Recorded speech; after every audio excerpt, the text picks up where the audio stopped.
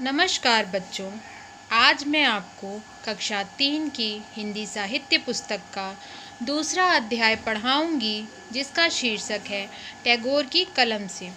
इस कहानी के साहित्यकार रविंद्रनाथ टैगोर जी हैं, जिन्होंने इस कहानी के माध्यम से अपने ही बचपन के कुछ संस्मरणों को इसमें दर्शाया है।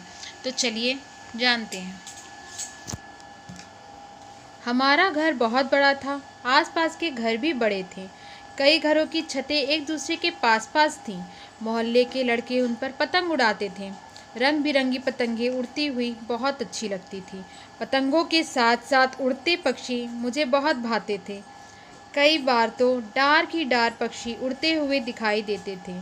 बच्चों, भाना मतलब होता है जो चीज़ मन को बहुत अच्छी लगती है, और डार की डार मतलब झुंड, किसी भी चीज़ का समूह।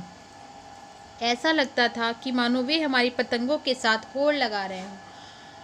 जब रविंद्रनाथ टैगोर जी आकाश में पतंगों को और पक्षियों को एक साथ उड़ता देखते थे, तो उन्हें लगता था पक्षियों के बीच और पतंगों के बीच प्रतिस्पर्धा हो रही है कि कौन किससे ज़्यादा ऊंचा उड़ सकता है।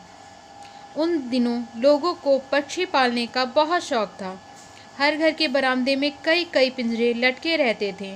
पिंजरों में रंग बिरंगी चिड़ियाँ चीखती चिल्लाती पंख फड़फड़ाती रहती थीं। उनकी आवाज़ों से मेरा मन दुखी हो जाता था। मुझे विस्तृत नीले आकाश में उड़ते हुए पक्षी अच्छे लगते थे। बच्चों, विस्तृत मतलब होता है विस्तार रूप। जब वे किसी के भी बालकनी में पक्षियों को लटकता देखते थे तो उनका मन दुखी हो जाता था, और वे चाहते थे कि जिस तरह से दूसरी पक्षियाँ आकाश में उड़ रही हैं, तो क्यों ना इन पक्षियों को भी आकाश में उड़ने का अवसर दिया जाए। मेरी मझली भाभी को भी अपनी सहेलियों की देखा देखी चिड़िया पालने का शौक हुआ।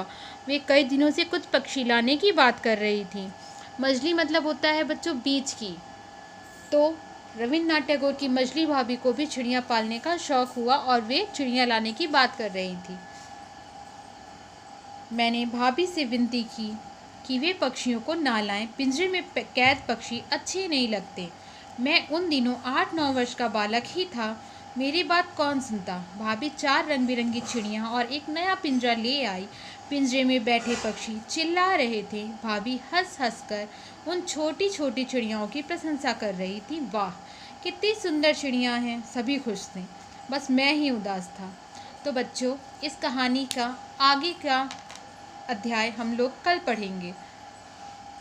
धन्यवाद।